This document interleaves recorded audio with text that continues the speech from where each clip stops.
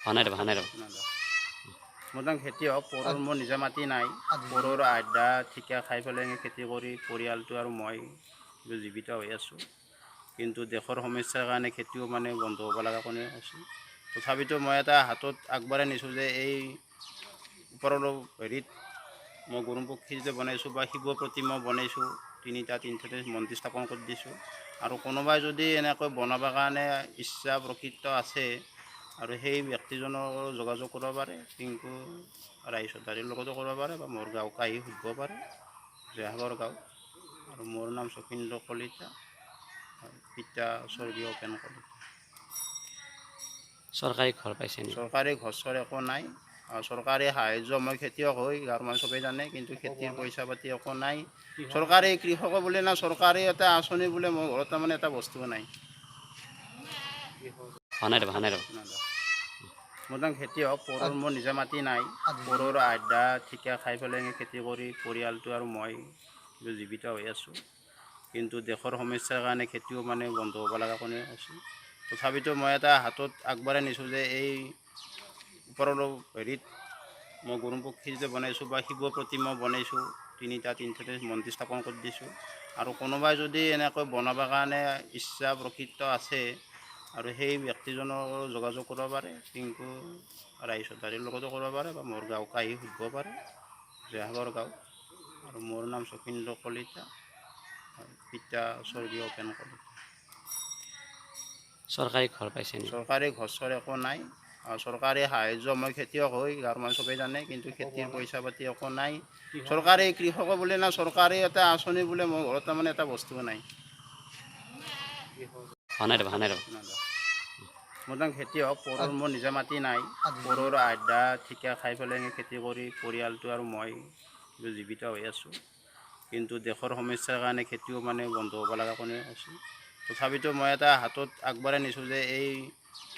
ওপৰৰ হেৰিত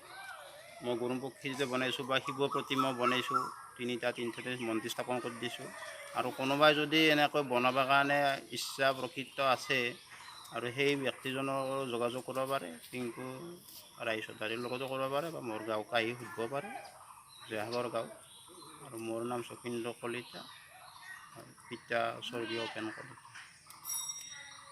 চৰকাৰী ঘৰ পাইছে নেকি চৰকাৰী ঘৰ চৰ একো নাই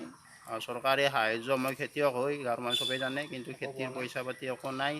চৰকাৰী কৃষক বুলি না চৰকাৰী এটা আঁচনি বোলে মোৰ ঘৰত তাৰমানে এটা বস্তু নাই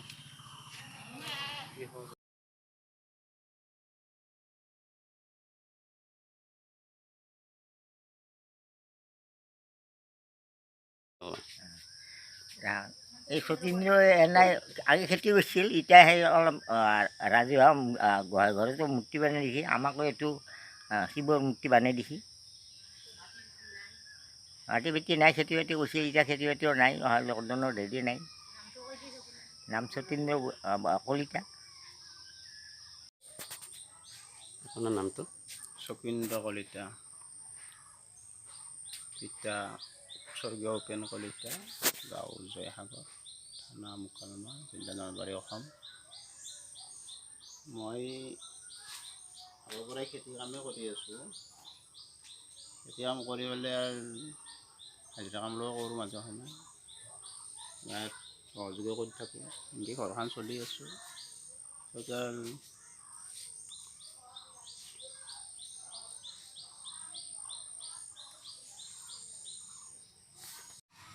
এইটো আমাৰ এই জয়সাগৰ শ্ৰী শ্ৰী কলীয়া ঠাকুৰ সত্ৰত এই গৰুণ প্ৰতীকটো আমাৰ জয়সাগৰৰ গাঁৱৰে এজন খেতিয়কৰ ল'ৰা তেওঁ মানে বনাই দিছে নিজে ভাবি চিন্তি এই লকডাউন সময়খিনিতে বহি থকা অৱস্থাত তেওঁ মানে ঘৰত বহি থাকোঁতে এইখিনি আমাক ৰাইজক সহায় কৰিছে আমি বহুত ভাল পাইছোঁ তেওঁক ধন্যবাদ দিছোঁ আৰু যদি কোনোবাই এনেকুৱাকৈ বনাবৰ ইচ্ছা কৰে তেতিয়াহ'লে ইয়াত মানে যোগাযোগ কৰিলে বেছি ভাল পাম আমি হ'ব